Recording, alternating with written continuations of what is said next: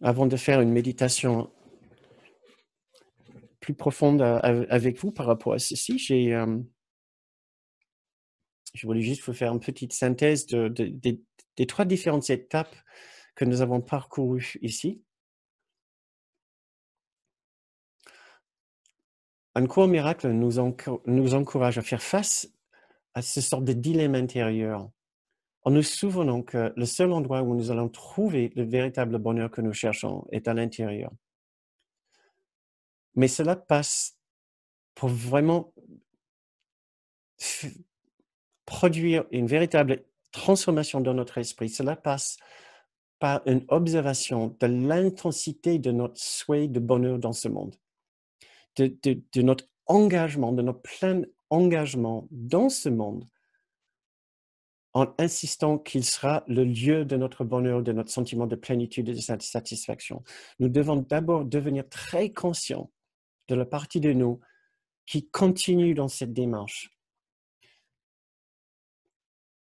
Si nous évitons cette étape, toutes ces belles idées sur la plénitude intérieure vont juste rester ça, des belles idées, puisque nous n'aurions pas reconnu notre insistance dans le sens directement opposé.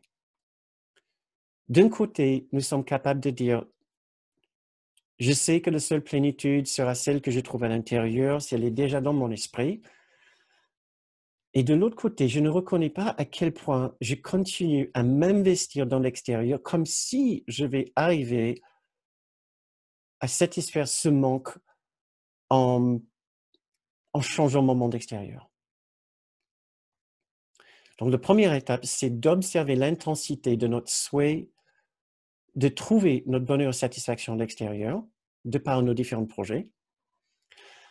La deuxième étape, c'est de devenir conscient et de ressentir la pression que nous subissons, de nous obliger à trouver cet bonheur extérieur, parce que nous nous mettons la rate au courbouillon pour changer nos circonstances extérieures. Nous nous jugeons beaucoup quand nous n'accomplissons pas nos rêves.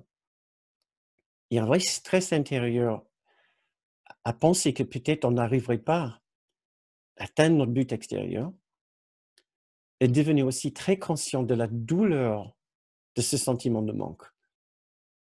Donc, première étape, c'est de voir à quel point nous continuons à insister que c'est l'extérieur qui va nous donner la satisfaction que nous cherchons. La deuxième étape, c'est de devenir pleinement conscient de la pression sous laquelle nous nous mettons et la douleur de ce sentiment de manque. Ces 2 étapes sont absolument primordiales. Sans bien faire ces 2 étapes, nous allons manquer la lucidité et surtout le désir d'ouvrir cette porte intérieure, de passer par cette porte intérieure.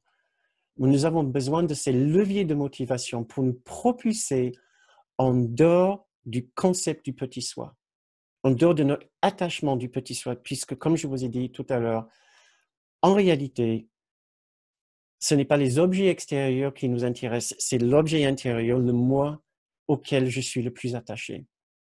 Ma façon de rester entièrement focalisé sur ces objets extérieurs, c'est une façon de rester omnibulé, complètement obsédé par le moi, par le soi, comme l'objet de ma convoitise. Nous avons besoin d'une motivation énorme pour dépasser cette résistance intérieure. Et à la fin, la troisième étape, c'est de nous souvenir qu'il y a une véritable solution à ce dilemme, ou ce qui semble un dilemme d'insatisfaction et sentiment de manque et de privation. C'est le souvenir que la paix et l'amour que nous avons toujours cherché à travers tous ces différents projets extérieurs sont présents à l'intérieur de nous-mêmes, à l'intérieur de notre propre esprit.